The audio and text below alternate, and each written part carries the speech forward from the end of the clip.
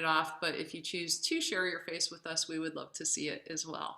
So we are recording, and we'll officially start. So my name is Christina Grozik from the Gong Collective. Tonight we have a discussion with gong maker Shawn Aceto. Our scheduled time is 8 to 9:30 p.m. and that's including the sound healing meditation journey. So we are going to get started here in a moment, but let's just take a breath or two just to settle into our own space, into our own being. You know, we're always so busy going. So let's just pause for a second, maybe take a seated position. Sit up straight, lengthen the spine, allow the crown of the head to point towards the sky, and let's either close our eyes or soften our gaze and take a breath in through our nose. Feel the expansion in the chest and in the belly. And then go ahead and drop the belly and the chest, release the breath. Take a breath in, really connect with the movement and the sound of the breath. And release. Breath in. And let it go. Maybe do one or two more on your own, finding presence through your breath as we just settle in and just be.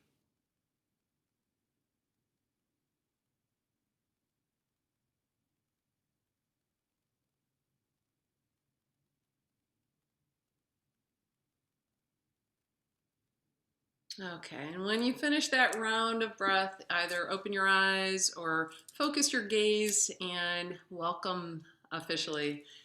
So we're going to get started here, and before we do, let me tell you that we will be taking questions throughout. So if you have any questions, there's a feature in the reactions section where you can raise your hand. So that's one way to send a question out. The other way would be to go ahead and type it in the chat, and then Rachel with the Going Home Collective as well. Say hello, Rachel. Rachel, there's Rachel. She is going to moderate the questions in the chat. So she'll let you know that we got the questions in the chat, and we'll move forward in that manner. So I would like to tell you how I met Shawn Aceto. So if anybody is familiar with any of my work, I do sound healing meditation journeys too, teach sound classes, and teach courses in synchronicity. So I'm really a big believer of signs and synchronicity, that everything falls into your path for a reason, right? And I saw one of Shawn's gongs and absolutely was attracted to it, really wanted it, had saved some money, asked someone I knew, you know, who has a shop and has all these connections with different vendors, you know, hey, I think I'm going to get this gong. And he said, oh, you know, I can get that for you. I get a discount. And I'm like, that would be super. So some time went on. I kept checking in. Hey, did you have a chance to get the gong yet? No, not yet. And, you know, are you sure you want to put your money into your gong? Are you sure you want to do that? Are you sure? And I'm like, I'm positive. I really want this gong. So if we can make it happen, that would be amazing. So it kept going on, and the gong wasn't getting ordered. So finally I said, hey, you know, I know you said you could do this, but I'll tell you what, I can just order it. No problem. I really want to get this gong order placed. So he's like, nope, I got it. I'm going to do it now. Went to place it, sold out. And I'm like, no, you know, this was like over the course of 2 weeks. And I'm like, no. So he's like, well, it just wasn't meant to be. You weren't meant to have the gong. And I told you spend your money on something else. And I'm like, no. So I was like, you know what? I'm not I want a gong from Shawn Aceto. So I reached out to Shawn and I said, hey, you know, I really wanted this gong. It sold out. And Shawn made it happen, created this gong, and I will tell you, I drove to Rhode Island to pick up this gong, and I never usually buy something without hearing it first, but I knew from my first conversation with Shawn, I trusted Shawn's work. I trusted that the universe was guiding me in the right direction, and I knew it was going to be amazing. And the first time I heard the gong, literally started crying. Like not kind of crying, like bawling, like tears of joy. It felt like my chest was going to explode. So this is the gong. I travel with it everywhere. It's near and dear to my heart. It's in the back here. It's the Sacred Heart Gong. And I will tell you that there's a certain magic about it. And after meeting Shawn and just seeing his work and seeing how much of himself he pours into every single piece. It is no mystery to me why his gongs are so special. So not only are they beautiful in design, but the sound and the energy attached to it too is so special that it is really, it's like if somebody cooks a meal for you out of pure love and a gift, right? It's going to taste different than getting takeout from somewhere. It's that special ingredient. So I would like to welcome and thank Shawn. Um, thank you for being here tonight. It's very generous of you to share your time, and thank you for everyone who's here with us as well. So, Gong Maker, that's not a title you hear very often, Shawn. So, you hear all these other titles and all these other professions, right? But you don't hear Gong Maker very often. So, how does one become a gong maker? Like, how did you get involved in this world? Well, the first thing I want to tell you is that depending on your generation, when I tell people I make gongs, they hear dong and they hear bong, and they have this really confused look on their face, and they don't really know what to do with it. So it's always that weird, awkward conversation. They say, "Well, I make and sell bowls too." So they're like, "Oh, it's Oh, it's definitely a bong, then." He definitely is gong and bong, and that's about it. Um, but I guess you got to look at that answer from the other perspective, right? How many gongs do you have? I have six. Okay, how many do you want? I mean, More? yeah, I could have a ton. Yeah. More is the safe answer, and I was in the same boat. I started with metal bowls, and then I started with crystal bowls, and I went to alchemy bowls, and I started playing different venues with people that had gongs. I would bring the bowls, they would bring the gongs, and I was fascinated by the sound, by the experience, by the vibration, and still coming out of a pretty nasty divorce and not having a lot of financial resources. Rather than go and buy something to have, I started selling them. So I started selling the crystal bowls, I started selling metal bowls, and I started selling gongs. And the more I sat and looked at it, the more I understood. As a contractor by trade and learning how to problem solve, it was a matter of looking at it and trying to figuring out, well, why did they do this here? Or why is it hammered here? Why is it colored here? And just getting understanding. And shortly after that, I was driving to one of my jobs, and a metal supplier truck drove by. So, I'm going to call them just out of fun and see if I can get a circle cut and start hammering away at it. And that's what I did. I just started just trying to express my knowledge through that, and it was a long and miserable and very hard process. And I started with stainless steel, which is really difficult to work with. It's not as malleable as the nickel silver that I do most of my stuff with now, but it also made it easier to make that transition once I was able to source the nickel silver. So, how long would you say from the time that you had the idea that you wanted to pursue that path? Like, how long did it take you to get your first gong where you were like, yeah, I got this? A couple hours. Well, things move quickly, when you have a desire and the feeling, and it all matches up, and there's a synchronicity to it. It comes to fruition fairly quickly.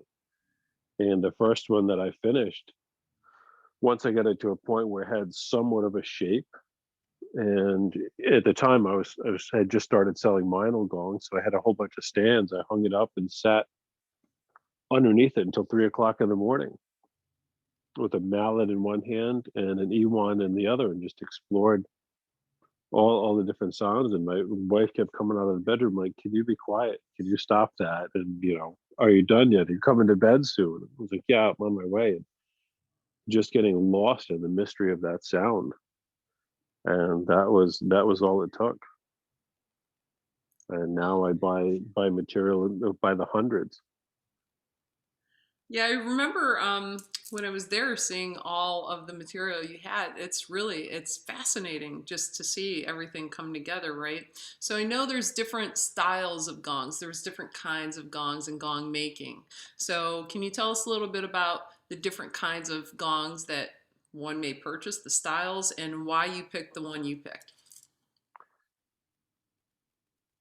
The one I picked is probably the most accessible for someone like me to make. There's a wind gong you can see right here, this gold one. I probably sell more of those than anything else. They're largely affordable. They're imported from China, and they're very cheap in relation to a German style gong or a nickel silver gong or titanium or even some of the stainless steel gongs. Totally accessible, really consistent in sound, but the technology used to make that, other than the slave labor, is a 30,000 pound power hammer and press. The material is poured into a mold hot and worked, and there's a team of guys that grab it with tongs, not gongs or bongs or dongs, and they slowly rotate it through this hammer while it's really hot.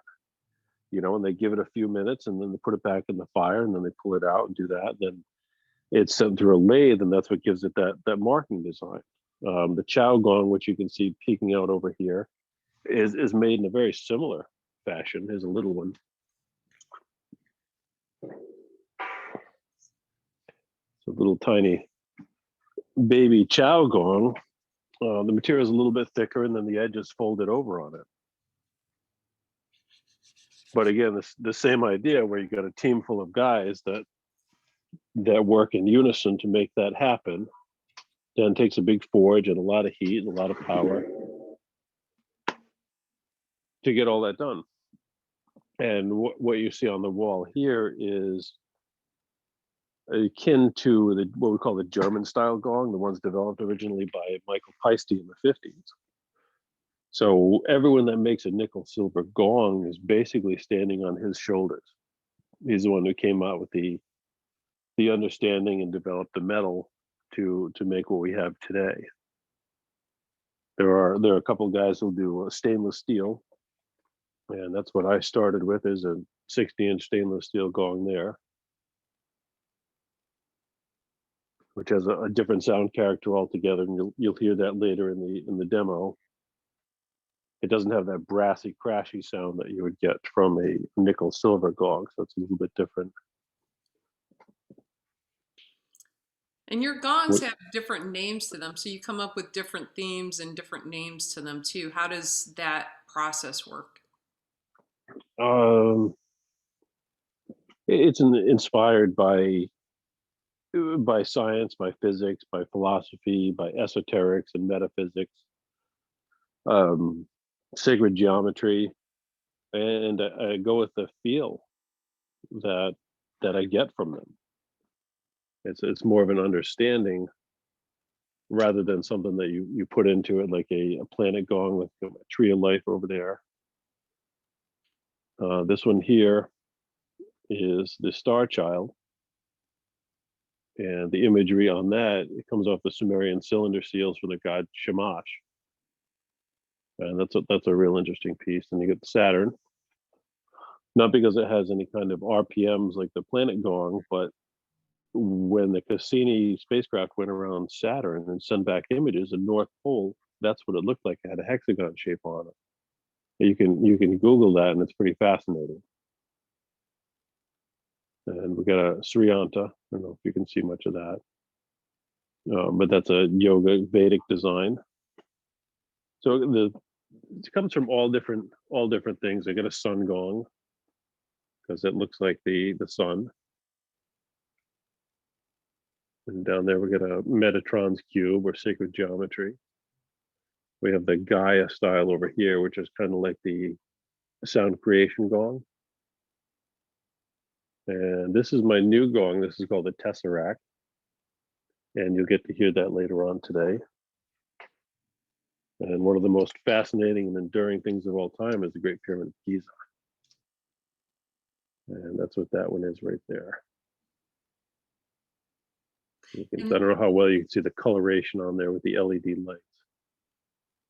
yeah, you But can kind of see it. Yeah. And the one in the back, I think you said is 60 inch. Is that right?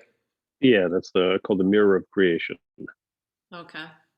Yeah, and the Tesseract is actually debuting tonight, correct? Yep, yep. It's the first reveal Yeah, so of that everyone that's verdict there. not here, this is the first time that Gong is being shown. So thank you to Shawn for sharing that with us. You know, that's incredible.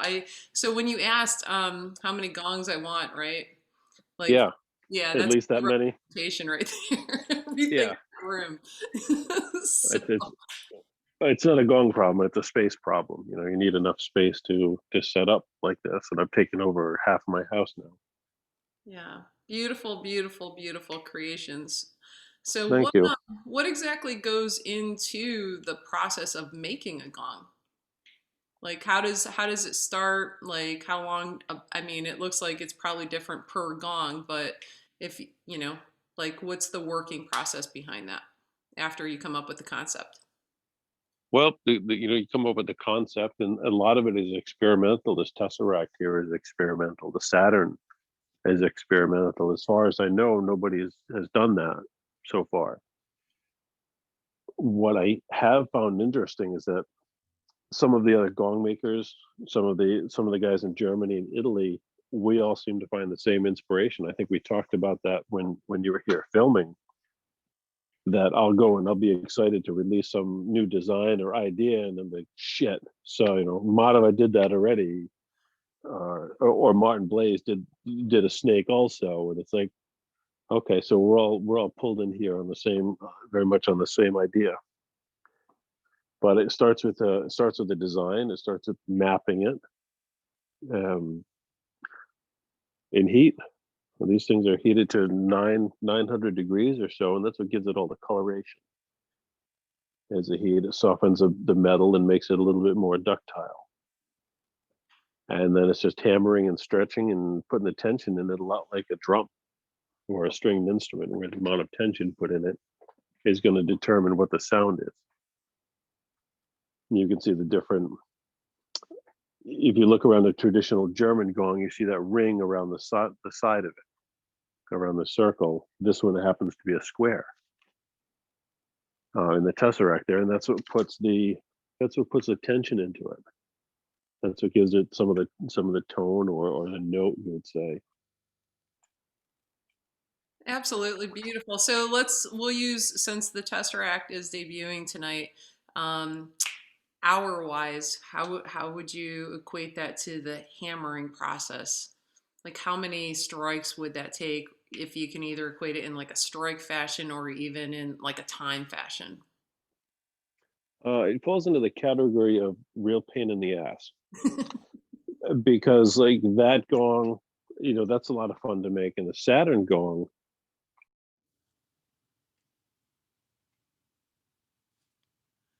We lost audio, Shawn.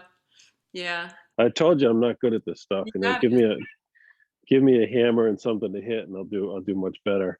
You got it.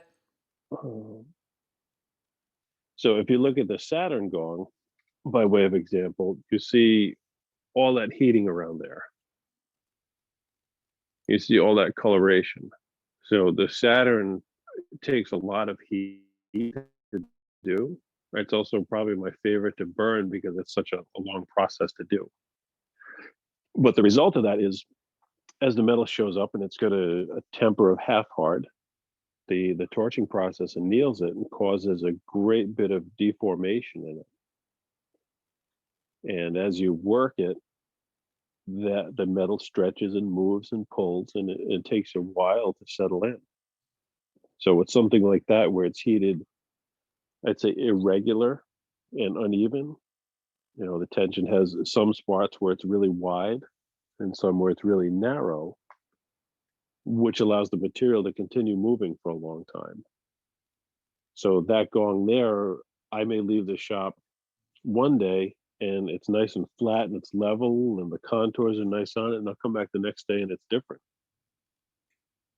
because it wants to curl up and move around. So it might be done, but it's not done until it stops moving. which at times can take, take a week, 2 weeks. Sometimes I have to walk away from them. The tesseract almost didn't make it here today,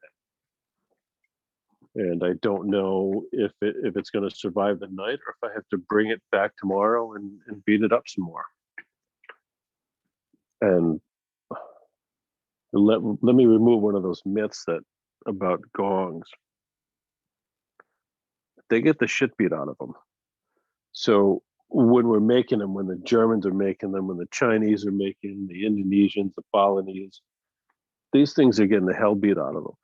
It's not a gentle process. People aren't wearing white robes and praying and chanting over them like you might see in the movies. It's brutal. It's exhausting, especially when you get into some of the Balinese and the um, Indonesian communities where they'll do it at night so they can see the color of the fire because that's significant with the bronze. And they'll all stand around in a circle, and when it gets hot enough, they pull it out and they beat it up until the color of the metal starts to change, and then it goes back in the fire. And they work in the middle of the night because that's when it's the coolest. And it may take 3 or 4 nights to make a single gong.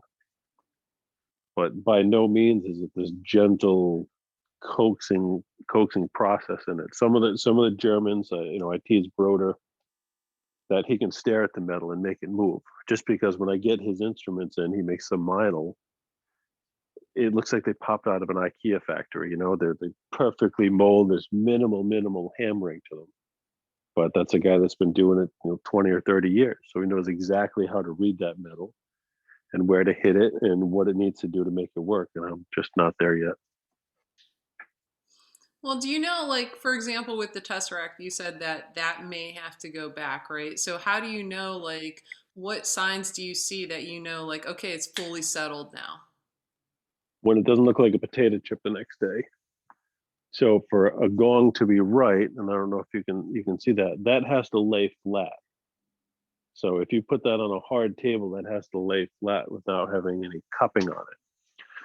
When I do gong repair for people, that's one of the things that happens. It gets dropped and it squishes. It has a cup shape now. So if you put it on the flat, it'll teeter.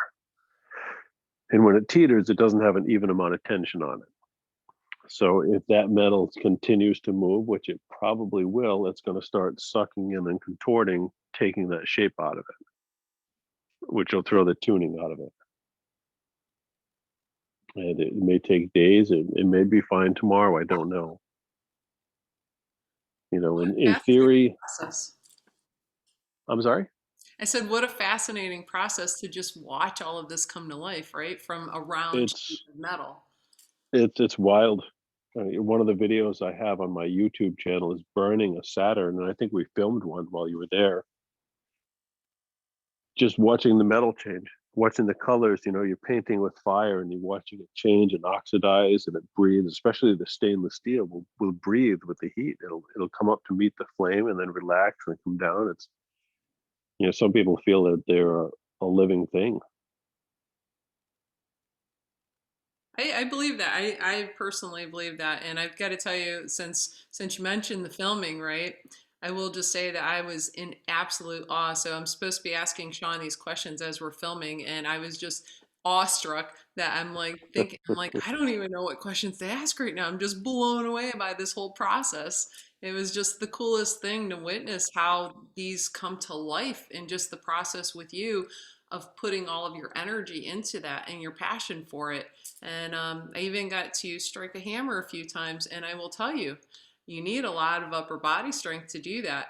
And I was really nervous to do it, if you recall, because I didn't want to damage anything. But I was Yep. like, oh my God. And I'm like, okay, you're like, yeah, put some arm into, and I was trying, and I'm like, I don't even think I made a dent, So I can't imagine the body strength that goes into the hammering process around, right? It's exhausting. There are days when I come home and I have to have Laura kneel on my forearms just because they're so sore because the fascia starts to build up in them.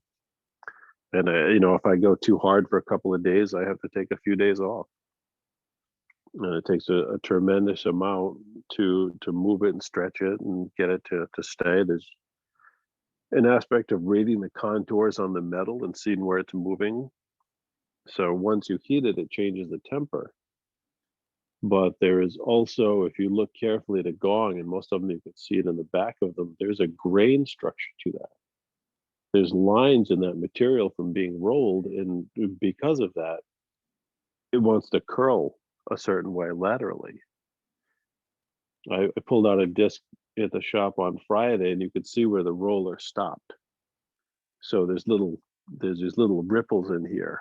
So I don't know if we'll see those when they're done, but there's a thickness variation in the metal from that. So it may give me a really wild sound, or it may be awful. I don't know.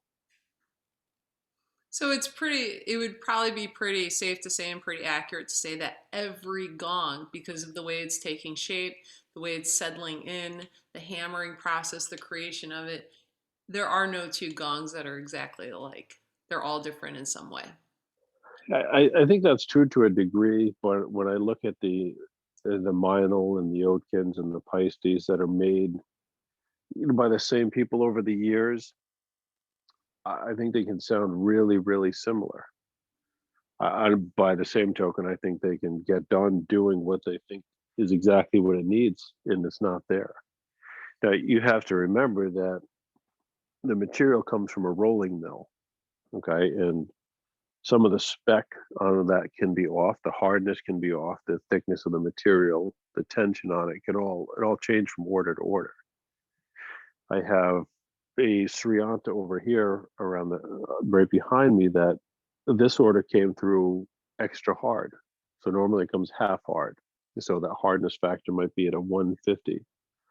And they called and they said, well, this stuff for some reason it's at 165. We rolled it one too many times. Do you still want it? Sure. Sounds incredible.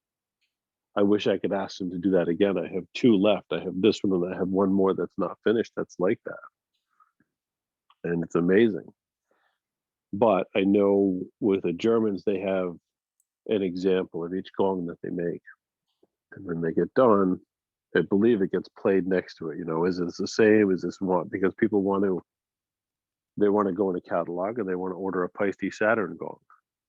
And it sure as hell better sound exactly like the one that they heard that their friend has in Cleveland or something, or they're going to be mad or disappointed. So their spec on there I find is pretty consistent, and I can say with my Flower of Life gong, that's probably the most consistent gong that I make because of the way that that's hammered and the way that it's made. It's very exact for whatever run is in that batch. It's going to sound pretty much the same. And how about tuning them? Are the gongs tuned? Hmm. That's a tricky question. Are they're tuned to where I say they're done, and I like that, and I can sell that. I don't try to meet any particular frequency with them. Um, I try not to get into that because I think that lends people to get into being heady. Um, and people ask about the chakras. So mine just came out with the chakra series. I ordered, and it's going to be when I here next week. I'll probably be one of the first in the country to have them. And they're supposed to be tuned to the chakras. Whether that's true, I don't know. It lends credibility that it's part of the Vedic system, the Ayurvedic system that's been around for probably hundreds of thousands of years. Don't tell the anthropologist. But I think the Vedas have been around hundreds of thousands of years, and there is some science to it. There's some science to cymatics.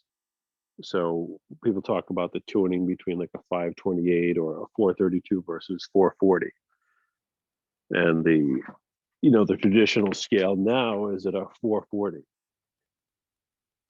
Whereas if you take the 432 scale and the cymatic signatures on a 432 scale versus a 440 are much more harmonious. They're beautiful. They're these beautiful symmetrical designs that come out in that oscilloscope. So that being said, I think there's something to that. but I think that people put too much into that, saying that that's going to do something to me, for me, at me, um, which is one of the things that got me into sound healing in the first place. I was prior to this, I was working as an intuitive healer part time and a contractor the rest of the time. And I found people came in and they wanted me to fix them. They wanted me to do something to them. They wanted no responsibility, no ownership or participation in their well-being. And I said, well, that's bullshit. You can't throw that on somebody else. You have to play to win, really. But with the sound, and they wanted to put everything into it. They wanted to say, well, this person told me this, and this is my angel, this is my guide, this is my chakra, this is my planet. By the time they get done with their list, it was exhausting, right? So you take sound, and the sound exists all by itself. You don't need to subscribe to anything. You don't need to believe anything. You can just experience it. And whatever you get out of that is unique to you. You don't shit all over your clients and say you're supposed to feel this. This gong is going to do this. This bowl is going to do that. The marketing says that, but I think that's marketing. You can have two people have the same exact gong in front of them and feel it entirely different. And who do you think you are to tell them they should feel it somewhere different? That's that to me that's not right. Everyone gets their own unique experience. I love the way you just said that. I love the way you just explained that because I'll tell you when I first started in energy studies, I started with yoga and then polarity, and everybody was saying, "Well, I mean, do you meditate? Well, you should be meditating. Why aren't you meditating?" And I would try so hard, and I would sit there forever just trying. Not everyone can do that. No, I couldn't. I like the more I tried, the harder it got. And you know what? The sound, when I got a singing bowl, the sound brought me to the silence. That's what brought me Yes. to the silence was the sound. And then the whole sound healing journey opened up for me. So it was very different. And I couldn't agree with you more that depending on, who you are and, where you're coming from, it's going to affect you differently. So I love the way you just said that for sure. So let's go back and you guys, I know a couple folks came in after we made this announcement, but if anybody has any questions at any time, feel free. You can either use the reaction option where you raise the hand and we'll call on you, or you can type in your question and Rachel here will monitor the chat. So if you have questions, jump in. Feel free to ask. Because I will tell you, I could ask Shawn like this would be like into tomorrow morning. I could just sit here and ask you questions all night, to be honest. So, and he's like, "Yeah, I know you did that before when you were here filming everything." Everybody does it. It's okay. It's Yeah, okay. yeah. So your gongs, I mean, for me, like, like I said, I have six gongs. I've played other gongs. I've experienced other gongs, and I really enjoy my collection. I feel very grateful for my collection. But there is something about the gong that you created, that gong, the Sacred Heart gong, which is behind me. You can see it kind of in the background. That just moves me in a way that I can't really put it into words. There's something so special about it. Like I said earlier, when I first heard it, and you had said, "Well, aren't you going to play You it?" ran. Like, yeah, I did. I'm like, well, I'll play it later, and I was bawling, and we had a crew with us, and I was kind of at the helm of the crew, and I can't like sit there and break down sobbing in front of the crew, so I went upstairs and I saw, your wife. I came around the corner. I'm like bawling. She was so sweet and so nice. And she's like, "Are you okay?" And I'm like, "Yeah, I'm just so happy. It's so beautiful," So, and then I came back down, right? But it just moved me in a way that none of my other gongs have done. So I feel, and this is just my personal take on it, but there's something about your work that speaks so powerfully to me. And I really feel like, especially after getting to know you, it's just the passion that you put into it and how each piece is its own creation and just, the attention that you pay to it. It's like that magic ingredient, at least from my perspective. So, how do you feel like your gongs are different from other gongs on the market? Oh, how long do we have? Oh, well, I think there's an intention to make them different because I don't want to replicate what somebody is already doing, especially the Germans. They're so refined and good at what they do. If you want that sound, go buy their stuff, support them. I don't want to recreate what they're putting out. So there's a different feel to them. The tuning tends to be a lot lower because for me, you feel that. You know, I do a lot with singing bowls. I have, as you saw, I just got a whole bunch of alchemy bowls in. They're nice, but their sound is up here. Okay. When I make a gong, when I play a gong, you want to feel it here. You want to feel it in your whole body. And you want that instrument to create a sense of awe in you. You want to be like you're standing in a roaring ocean and you're saying, holy shit, every part of me is moved by that. You know, I connect so deeply with that on a primal level. And that's what I try to put in there, that like awe, that wow, and make it stay. And maybe that's the difference where some of them are locked into traditions. You're starting to see a little bit now of experimentation in the gong community, but a lot of them are locked into, you know, this is a symphonic instrument, or this is a yoga instrument, or this is a planetary gong, and it's got to be exactly the same. And honestly, I think they're so busy that they may not have had time to really do a whole lot of experimentation. I see some of the stuff that Brett Broder puts out under his own name is different, and he's able to do a lot of it. And it's along the same ideas like the traditional Pisces style gong, but he's added and changed a couple of things because he had the flexibility to do that. And I think that's important to do. So a lot of what I do, and I say, well, I'm going to try this, and if it doesn't work, I'll know what I can't do. I will know where to stop. I will know what doesn't work. And sometimes it bombs, and sometimes it's like, holy shit.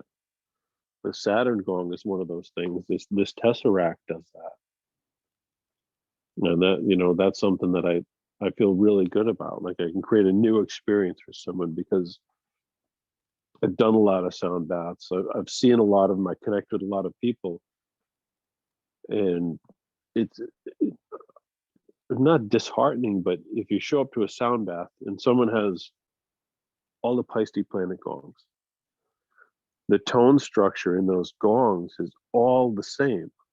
They have the same character, the same up down, the same crescendo, the same decay, in a slightly varying pitch.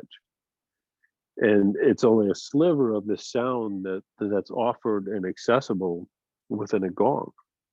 As I said before, I sell more wind gongs, I think, than anything else because they're a utility, versatile instrument. I think that, not to shit on everybody, but everybody should have a wind gong in their arsenal. You know, they should have a symphonic gong. They should have a sound creation style gong, maybe a chow. Or I have some nipple gongs coming in from Burma in a couple of weeks. Like it's a whole different sound, and that sound creates a fabric that you can really immerse yourself in, and I guarantee it's going to take you right out of your life. And I think that's what sound healing is. It's presence, and it's healthy healthy distraction, I guess you would say. You know, you're not all caught up in your head, if that makes sense. That totally makes sense. Even as a practitioner, and let's get into this maybe. So, as a practitioner, I always feel different, and that's why, like, before I start with any group, I always invite people to find breath. Just even the sound of the breath in that moment is so calming, and it just like kind of puts me into that space to do the practice. So, as a practitioner and as a participant, what would you say some of the benefits of the sound healing meditation journeys are? Well, I would start by saying I don't like being told what to do and how to breathe and when. Copy that. Like I'm already ready to go. Like, let's go before I get distracted and I want to go do something else. For a practitioner, the interaction with other people is really good. That connection, that sharing of an experience, I think binds people together really good, really well. Um, if it's a good experience, if you're bashing your gongs and people get up and leave, then you're doing more damage than good. Part of the biggest benefit of any holistic modality, in my perspective, is the being present. You don't show up to a sound bath and text the whole time. Most people don't. It's happened. I've seen it. You're not stuck in, oh, I have to do this, I have to do this, oh, I gotta get groceries, I gotta paint the house, I gotta call this person, I gotta do this, the cat shit on the floor, all this stuff that gets clogged up in your head gets to be gone. I do When I was performing a lot, there were a couple of things I would do. One of them was I would start with the breath, right? You want to calm people down. You ready for this? I would bring an air horn, right? Because nothing brings you more present than a quick blast of that. Everyone's like, it clears their whole cache. They're like, okay, I'm mad, but I'm fully present now. What are we gonna do? It works. I trademarked it, but I'll let you try it. But that brings everybody present, right? So all of a sudden, you're not thinking about anything. You know, I don't know. I think that's where you start. And the other is the most profound sound healing tool on the planet, right? So what you do is after you scare the shit out of everyone with the air horn, you pass the rubber chicken around, okay, and let everyone squeeze it. And if they don't laugh and they don't have fun, you ask them to leave because they're going to drag the whole group down, right? But you're laughing, you're present, you're open, you're vulnerable, you're here, you're in the room. And now we're connected. Now everybody's connected, everybody's laughing. And while you're laughing, what are you doing? You're breathing without being told to do it, right? So that elevates the whole mood of the situation. And I think that alone, comedy is vitality. You're alive, you're connected, you're present with a group of people, and there's something about that cohesive energy of a group of people wishing to be in that experience and open and vulnerable. Does that make sense? That makes perfect sense. Yeah, my face Yeah. actually Uh, hurts right now from laughing. Yeah, I can Yeah. I can see that. You're bright red. That's good. Yeah, well, So, Sean, I'm going to actually use that as an example because I've had people where I'm like, hey, I want to do something to help promote your work too. And they're like, well, we do the same thing. Why would you want to promote me? And I'm like, well, because we all have our own styles and everyone does it different. And the more people that have access to this modality, I think, maybe the world would be a like more chill, relaxed place, right? So, but now I have a hard example to say, we all have our own styles. You could maybe start with breath or an air horn. So, yeah, that definitely, I love it. Either way, Yeah, they both work, but everyone's got their own style. I love it. I love it. So but you, you got to read the crowd, right? You got to read a crowd. I've played it in a couple of nursing homes. I wouldn't do it there. You don't automatically one guy shits his pants no matter what you do, but you don't want to encourage that with an air horn. I'm telling you this because it happened. so you actually did this with an air horn at a nursing home before? No, no, I know better than that. Okay. That's why I said you have to read the room. Okay. Sometimes you do the chicken first, and if everyone's loosey goosey, then you can go to the air horn. Sometimes you can't start with the air horn. You know, It's about rolling with it. We had one venue we played where, without fail, every time we played there would be a fire or an ambulance going by, and it was in the middle of the city, and there's nothing you could do. You could try to play over it, but it was still going to be there. So you tell people ahead of time, this is going to happen. Enjoy it. Put it in there and make it work. I guess the other thing I would say about sound healing and being a sound healer with group activity, don't step on people if you're going to do the walk around thing. But I like to practice what I call gong fu. If you notice, some people when they play, they're clumsy and they're disorganized, and you can hear them go bong bong bong bong bong, and then hear they walk over to the next instrument, bong bong bong bong bong. I think it's important for me as a performer that the sound is seamless, that the sound emanates from pure space. You don't hear the attack of the mallet. You don't hear you grabbing it out of a box, or hitting something by mistake. It keeps people in that etheric state. If you're quiet, if you know the room, walk around the room. If the floor creaks there, don't step there. If you have to take your shoes off, you take your shoes off. That way, the people in that experience are getting pure sound. They're not getting distraction. Um, that really the nice flow of music. If I would go from the gong to a flumi or to a bowl, I might bring the gong up and use its sustain to hide my movement so I can sneak around the room and show up somewhere else.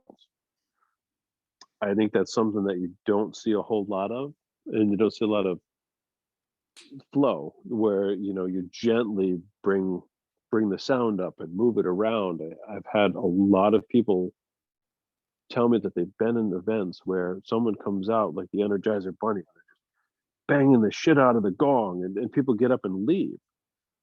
And their training is such that they're told, well, that's just bringing up your stuff for you to integrate, and you have a problem if you can't handle that. Like, who does that? Don't do that. Keeping people in that state, in that flow, where they're allowed to fully relax in that. Don't drop shit on the floor. You think it's a no-brainer, but a lot of people don't think about that. You got to think about your movement, your clothes. I'm very acoustically sensitive, believe it or not. Like, I wear earplugs all the time because I hate noise, which is kind of funny. But the clothes you wear. Tonight, when I was recording my video, I could hear my sleeves, and that drove me nuts. Some of the mallets that I have, I don't like because I can hear the friction of my hands. Just that can drive me nuts. How are you breathing? Are you huffing and puffing? And so the gong fu makes I think, a much more pleasant experience for your guests. That and presence and etheric sounds. That's magic.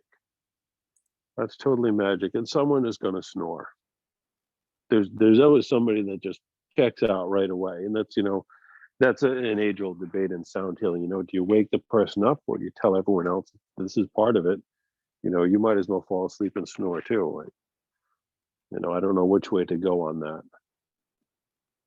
Have you ever had a situation where someone has been like a loud snorer in a session and it started distracting others? Or have you not? Yes.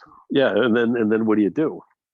Yeah. Right? You can give them a kick or a nudge, or I don't know what to do. I think you just sometimes we put it out to a poll, like, if you're a snorer, let us know. What do you want us to do? Do you want us to put a bag over your head, or do you want us to kick you? I mean, dealer's choice. Which way do you want to go with it?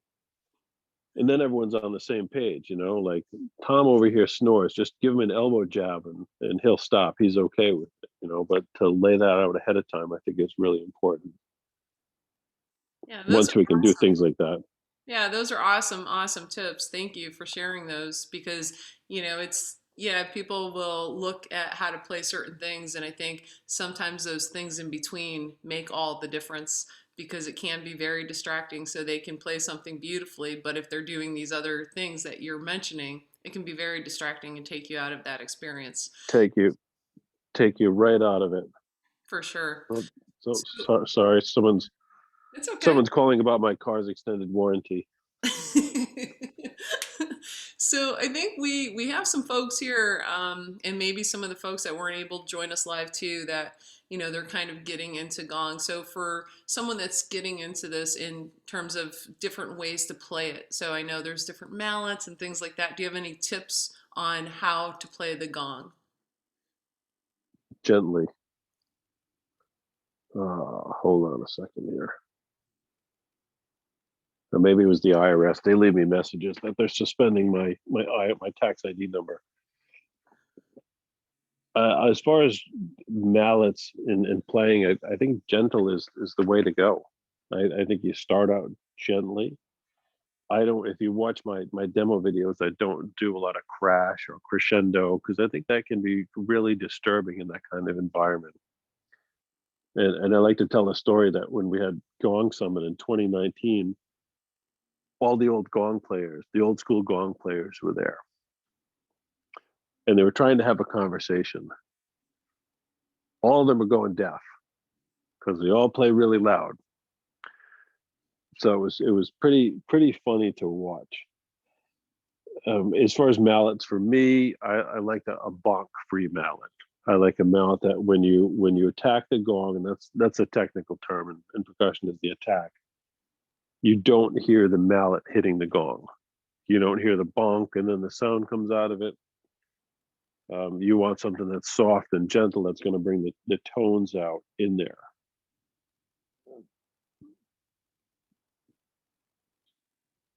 And what about some of the other ones that I don't know if this is the proper term, but you drag them across Yep, like. the friction mallets, the flumies, flumi. That's how it's pronounced. It's a German word.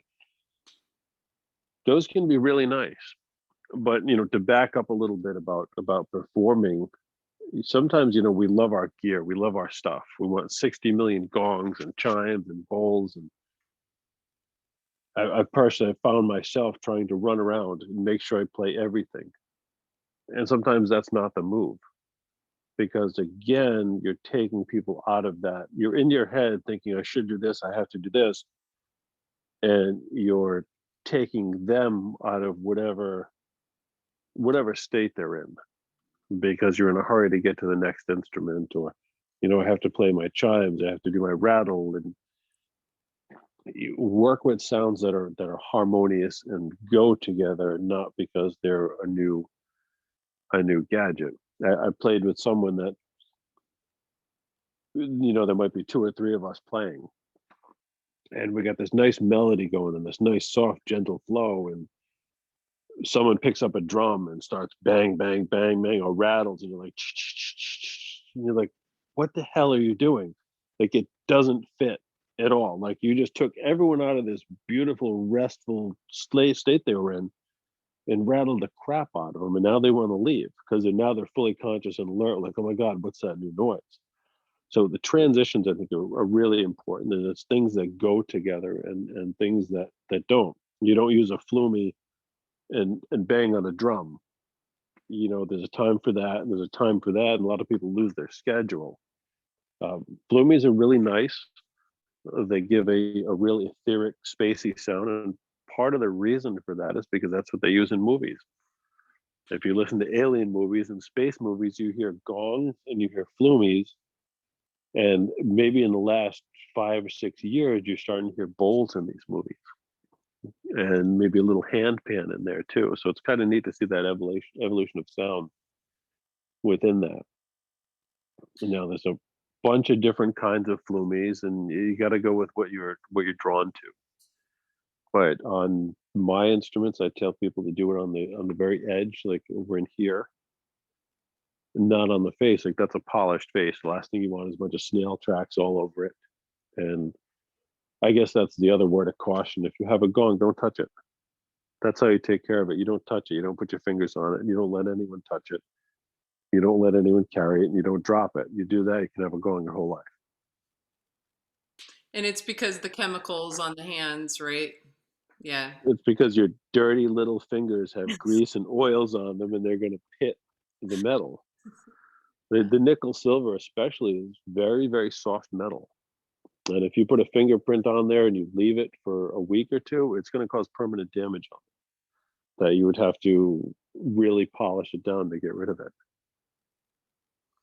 And Yeah. that's why the Meinls and the Oatkins come with gloves. And I thought that was kind of funny, that was kind of like part of the pageantry and hype. Like, oh, I got my little gloves, but it's so you don't touch it. It's so you don't ruin your own instrument that you just spent $2,000 on. So that's a word of care on that stuff. Yeah, and Shawn, going back really quickly, talking about the techniques and incorporating the right thing. When we came to visit, we actually, you and I did a very brief sound journey together, and we literally, I mean, used the one gong. And I will tell you that I got so many messages about that, just the one gong and the sound of that one gong was so Well, that powerful. gong was awesome. Not everyone gets a 60-inch gong, Yeah. but you can do that. You don't need 12 gongs. You can get one gong and still do amazing work for people. It's really about your intent and where you are and how you deliver that.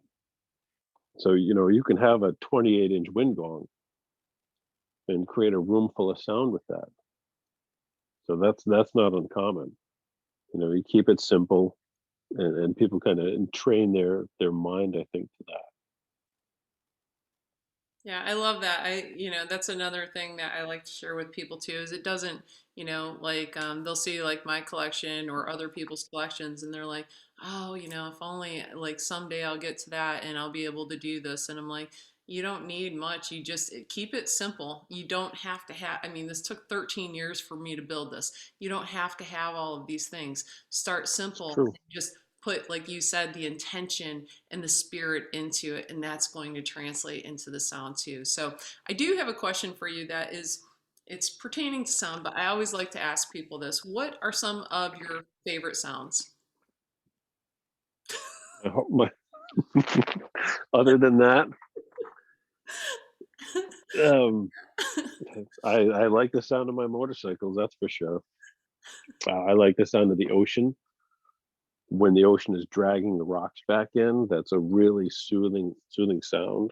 And it sounds of thunder, because that's a visceral feeling. That's something that shakes you to the core. I tend to prefer low sounds.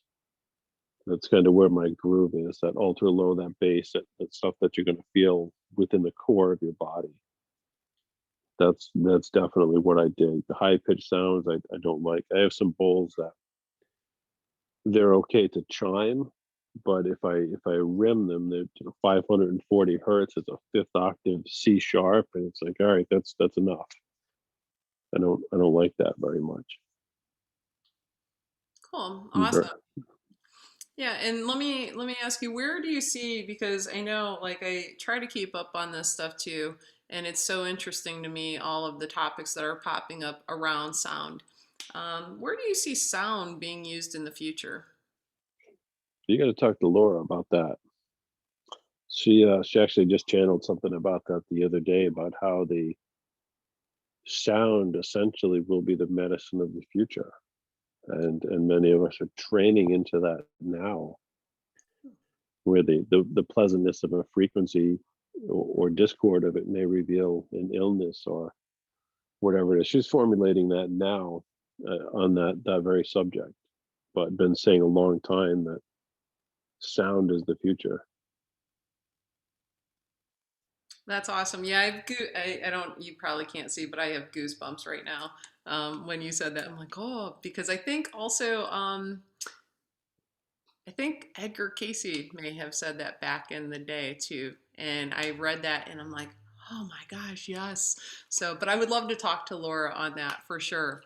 So, does anyone have any questions? Does anyone have any questions or comments? Anything you would like to share?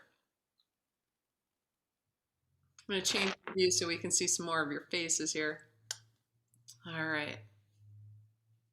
Okay, well, I've got a couple more, if that's okay, Shawn. Do we have a few more minutes? Yeah, I have no idea what time it is. Okay.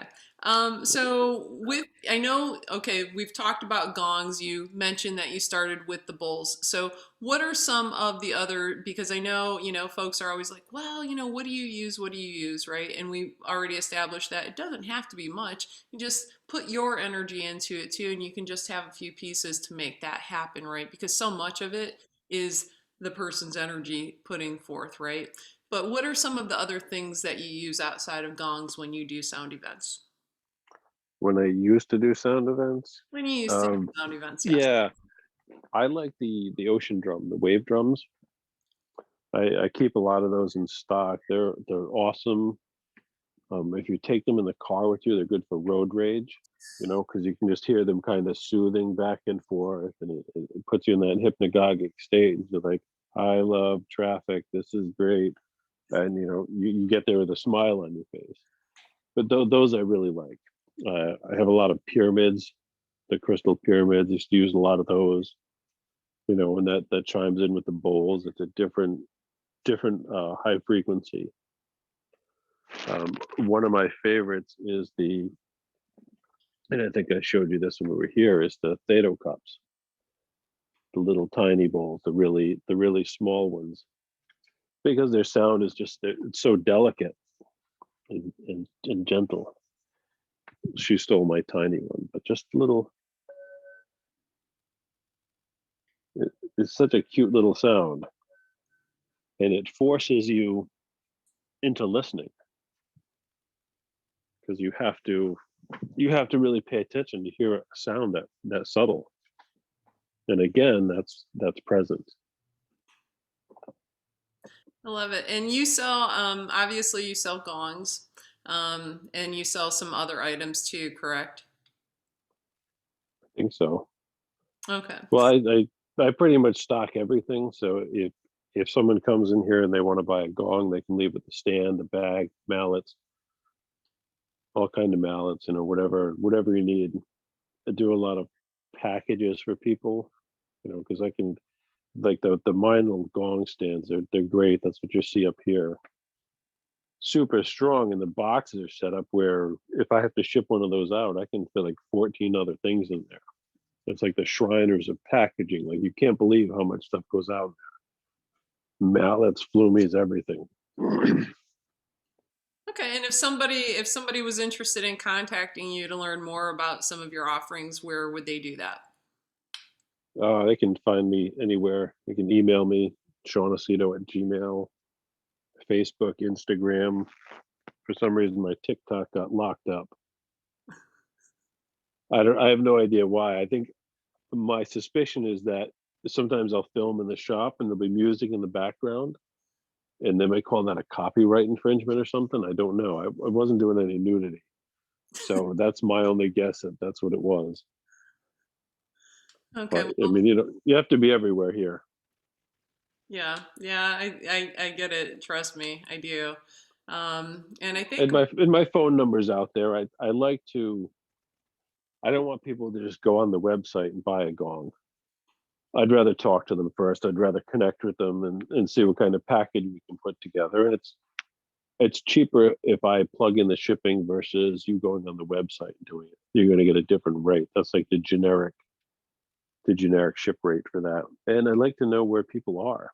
A lot of times they'll come in and they'll say, "Well, I need a Metatron because that's my dude." I dig Metatron, so I have to have a Metatron gong. And then they come here and they buy a 32-inch wind gong, and they couldn't be happier because that's the sound that draws them in. One of my favorite experiences with a friend of mine that lives close by is she came and she couldn't really decide what she wanted, so I had her close her eyes and I just swapped gongs out in front of her and just let them. She had enough training where she could play it and she could understand the gong with her eyes closed, and that helped determine what she wanted without any of the heady stuff in there. That was a lot of fun.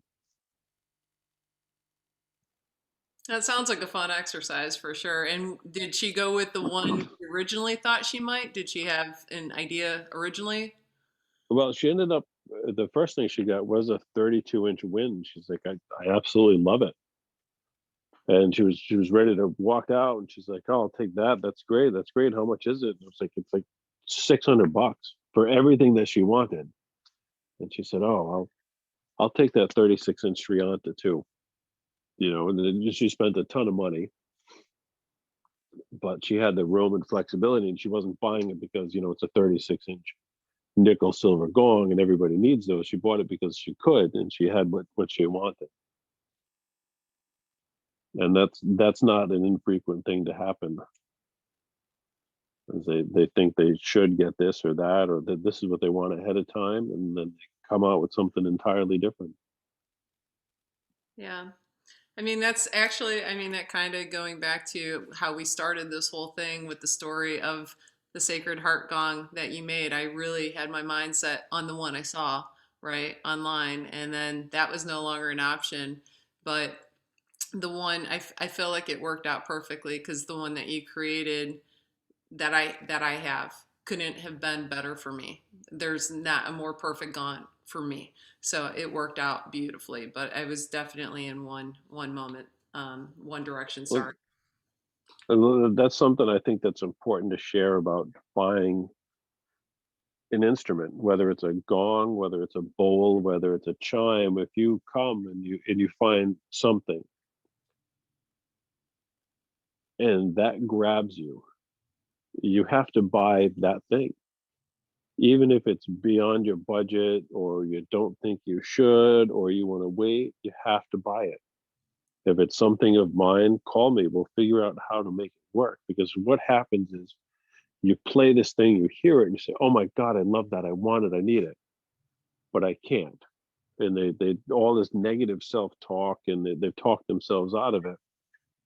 But then they're always trying to fulfill that one thing. They're trying to search out that one experience. Even if I made the exact same thing, it's not going to sound the same to them because they want that one thing.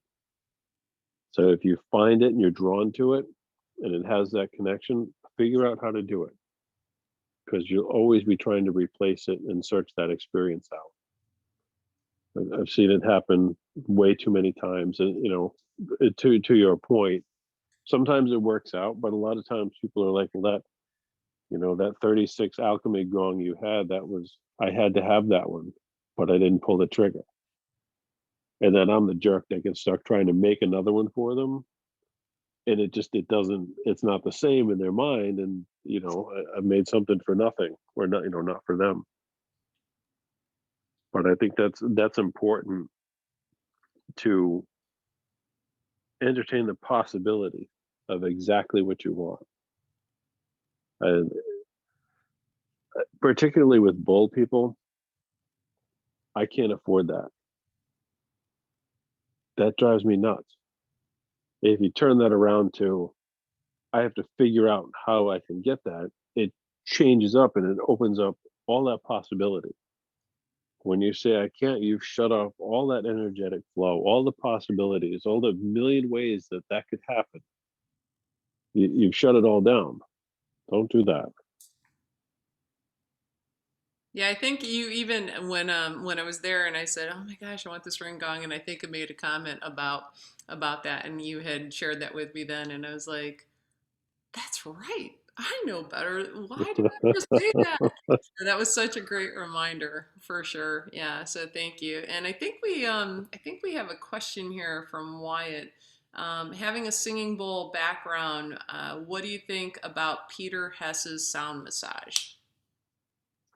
I don't know anything about it. I, Why? I deal with Ollie all the time, but I don't know anything about Peter Hess's work other than that he makes singing bowls. Okay. Okay. Fair, fair, fair. Anybody I else? don't think there's any absolutes with sound. I don't think there's any absolutes. I If think his body work resonates with you, check it out. okay. All right. Anybody else have any questions before we wrap up? I know we do have a sound healing meditation journey that Shawn has put together, and I'm going to email that link over. for everyone. And then also, Shawn, I will include the email that you provided too. So I'll include Shawn's email in that as well. I know sometimes they go into the chat and then I get messages later saying, what was that one thing in the chat? So I'll just include it in the follow-up email just so everybody has it.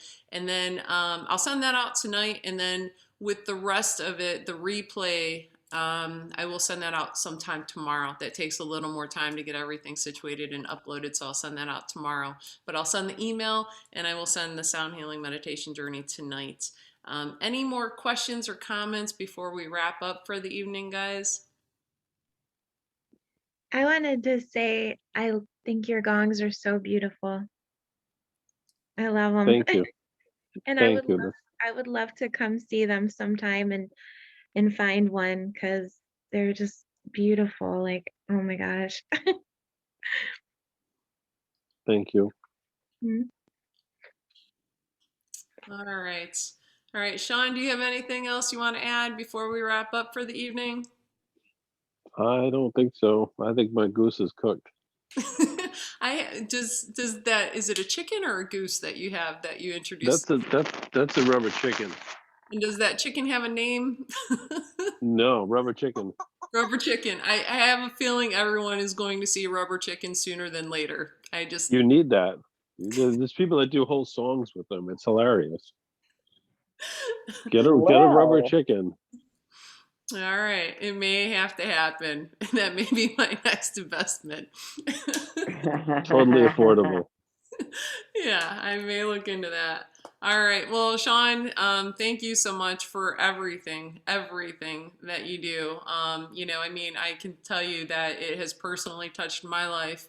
And I will also tell you that the gong that you created here, the Sacred Heart Gong, the people that I have shared it with, it has very much moved them too. So each of your creations and you are spreading so much light into this world. And I mean, I know I mention you in every workshop I do, right? So you are an extraordinary craftsman, right? But you are also an amazing human being. So I appreciate you very much. And thank you to everybody that joined us tonight. I know those of you watching the replay, I know you weren't able to be here with us live, but you are here in spirit. We do know that. So thank you for sharing time and energy. I will email the sound healing meditation journey next, and then also include Shawn's email in that too. But thank you everyone for such a wonderful evening. Shawn, thank you so much. Thank you. Talk soon. Okay. Have a good night.